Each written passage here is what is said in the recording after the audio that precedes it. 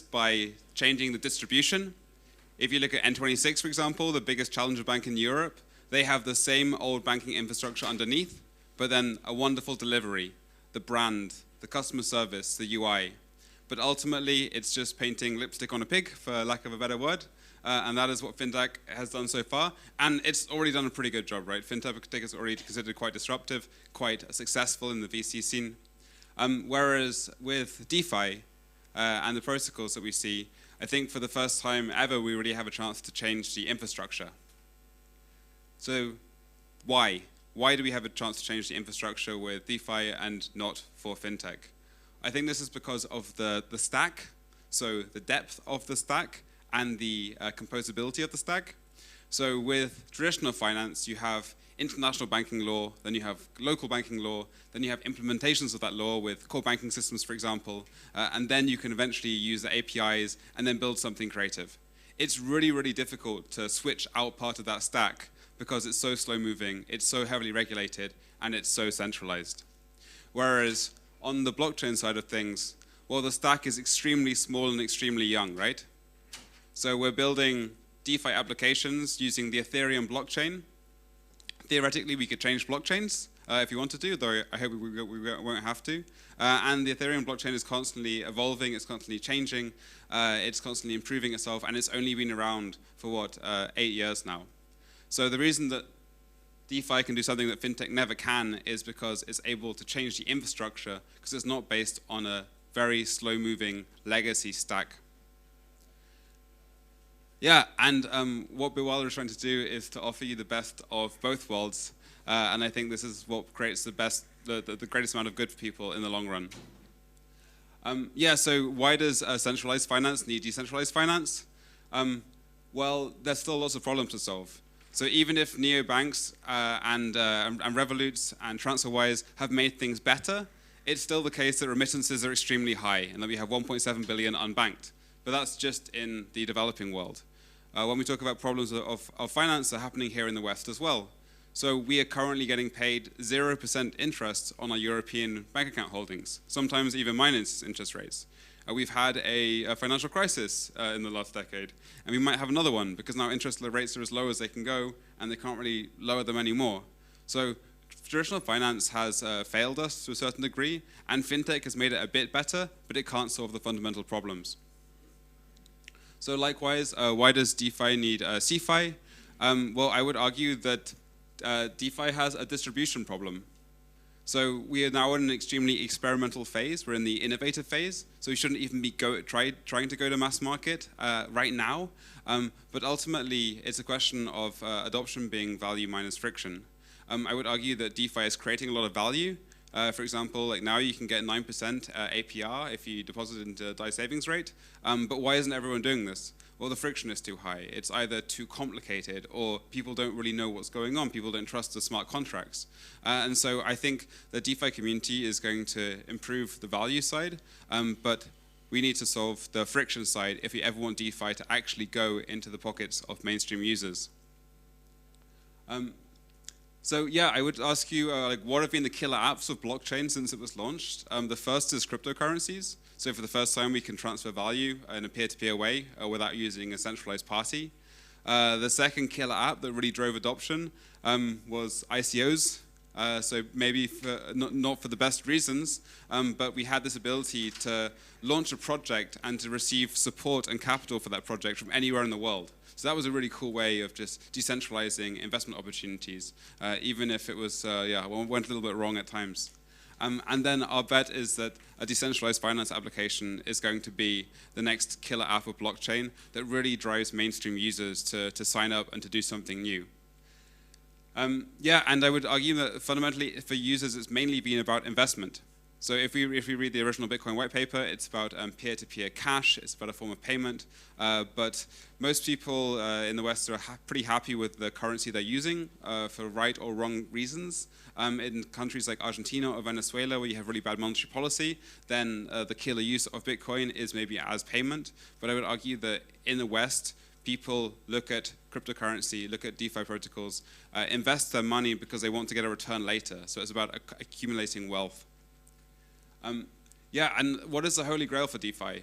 So if we're going to talk about every person in a country using a DeFi application, then we have to get to an extremely awesome level of user experience. And this is something that we call one-click DeFi. And we believe, unpopular opinion, that this is going to go hand in hand with the comforts of centralized organizations. So customer support. If you look at any kind of service you use online, as soon as you start paying money for that service, you expect there to be some kind of customer support service. Having a counterparty, so being able to look at reviews of something, being able to see what your peers have done, knowing that there's a legal entity behind it. Whether this is something that we can change, I hope it isn't in the long run. At least in the medium term, people's mindset is very much based around interacting with some kind of centralized organization. And then, of course, there's the on and the off ramp. Even if you don't agree with me on the second 2 points, there are solutions for doing customer service in a decentralized way, for example. We have 99.999% of the world's wealth in traditional finance, and even if it's just a one-way street, we're going to have to move it over into decentralized finance and into cryptocurrencies at one point in the future. So yeah, I'm going to tell you a little bit about what we do. This isn't a shameless plug, but it's just kind of how we've got to where we are today. So we started off back in 2013 as a consultancy, and we went to the biggest companies in Germany, and we said, hey, you should use cryptocurrencies because they're awesome. You can move money instantly anywhere in the world. And they said, okay, that's nice, but of course, nothing happened. The big companies aren't going to disrupt themselves. Then we started a company builder, and we were always trying to connect the traditional financial world with the new financial world. And we made very simple products. We let people buy anything with cryptocurrency. So on the top right, you see all for BTC. Send us a link on Amazon, pay us the Bitcoin or the Ethereum, and we will buy it for you. And people started asking, okay, that's cool, but I want to be able to pay my bills with Bitcoin. I want to be able to pay my rent, my phone bill. And so we evolved into Bitwala, which was offering financial services. And we had bank transfers fueled by cryptocurrency. We had prepaid debit cards. There may seem many advantages to centralized finance, but it's actually extremely difficult. So we were offline for an entire year. We were offering debit cards through a centralized provider who received their mandate from Visa. Visa cut them off, so we no longer had a service, and our company was pretty much killed. So we were a startup with like 13, 15 people, and we had to survive a whole year with zero traction, zero revenue. So I think there's challenges on both sides. Like there's definitely challenges on the DeFi side of things, but there's also challenges inside of fintech.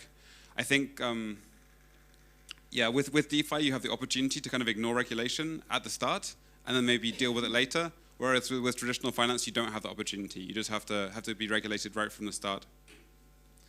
So we launched a new product recently. That was the world's first cryptocurrency bank account. So we offer a full Euro bank account with integrated Bitcoin and Ethereum trading. It's non-custodial wallets, so you can actually hold your own private keys and then move very quickly within 1 hour between euros and between cryptocurrency.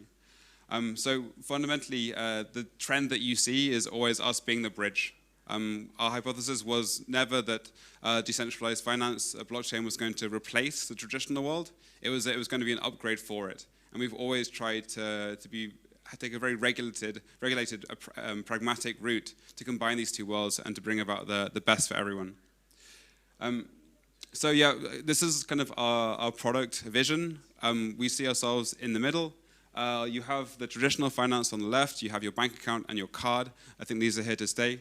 And on the right, you see some various applications of DeFi, and we wanted to make it extremely easy for users to go back and forth.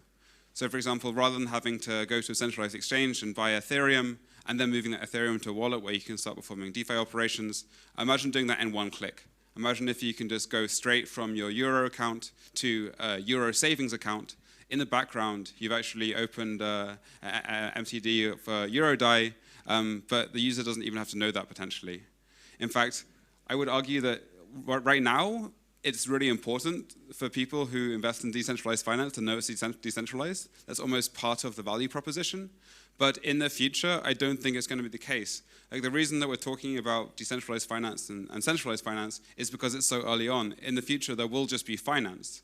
And for the user, they might not need to know, or they might not even care if it's decentralized or not. Like if you go to someone on the street and you say, hey, give me $10 for 10 DAI, or why? Oh, because it's decentralized. Well, they're going to say, well, I don't know what that means or why it's important to me. But if you say to them, oh, well, you can deposit it, you can get, an interest rate of 9%, that's a reason. So right now as a community, we're extremely tech-focused. I think that's fine, because it's extremely early days. But in the future, we'll have to realize that properties like decentralization don't offer a clear USP to users in 2020. That might change, but if we look at something like the Facebook data hack, we see that even really bad things happening to users' personal data doesn't really change the mainstream attitude, and people are still willing to use decentralized services. So I'd have to ask myself, well, what kind of massive shift would have to happen for us to suddenly say, okay, I'm going to start using decentralized finance above centralized finance because it's decentralized, and this is why it's important to me. So ultimately we see ourselves becoming a neobank that combines itself with investment, and we see DeFi, we see cryptocurrencies as being the go-to-market. This is a really good asset class for younger people. So you have people who grow up during the financial crisis, who are sick of traditional finance, and actually millennials have a preference for digital assets over other traditional forms like stocks and ETFs. So I talked about the holy grail of DeFi, and that is the one click from a fiat balance into a DeFi protocol, back and forth. And we are a regulated company.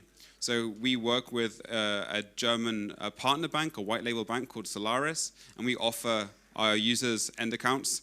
So everything we do, we have to get it approved by the BaFin, more or less. So we've gone an extremely kind of slow and steady, regulated way. And there's 4 ways that we're looking at implementing this. On the left, you have on-ramp and look away. Do you guys know the weird policy in the US Army for a while where you couldn't ask if they were gay or not? That's kind of what we're doing here. If our users use Wallet Connect and then start interfacing with Compound, for example, that's fine, but we don't know that it's happening and we can't help them do it. That's to avoid being classified as brokerage. And then Itama, you've just come in the room. I see Aja on the board. On-ramp and integrate. So this is still doing it in a non-custodial way, but you're offering a user interface and you're guiding them through the steps and then helping them to effectively make the smart contract calls. This can be considered brokerage. So even though it's non-custodial and you're not moving the money on the user's behalf, in Germany, if you're translating the will of the customer into a financial decision, then that's technically brokerage in some ways. So this is something we're looking at with our lawyers. We obviously want to be as aggressive as possible, but I want to make the point that even non-custodial can be problematic when you're enabling users to make transactions inside of your app. Then we move to the custodial side. So broker DeFi, this pretty much means you say you want to invest some money into Compound, and we do it for you in a custodial way. So we're managing the smart contracts on your behalf. Everything stays in the custodial wallet. That's definitely a brokerage. And then finally, it would be DeFi derivatives or DeFi funds. Will the user even care about choosing MakerDAO versus Compound? What if they just bought into a fund that was hedging various DeFi risks on their behalf?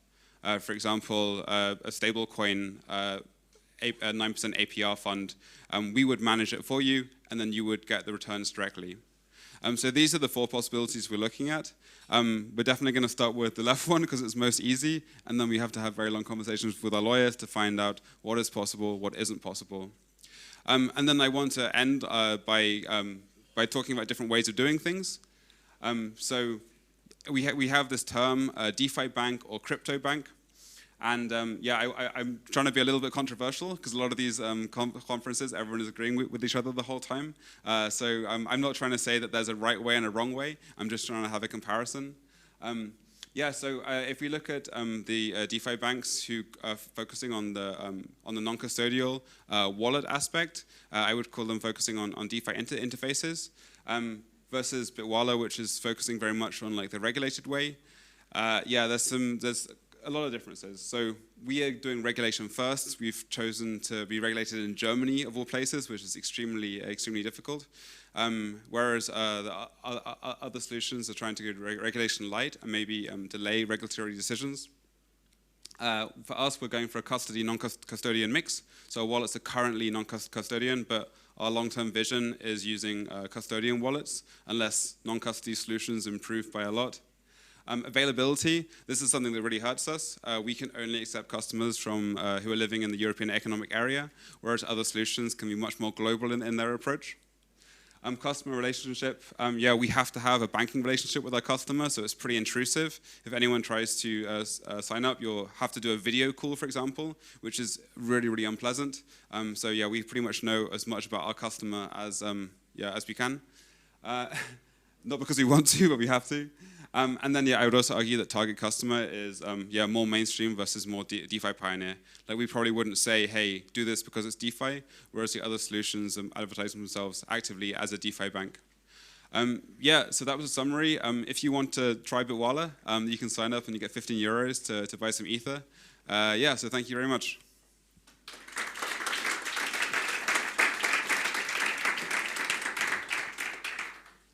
Any questions?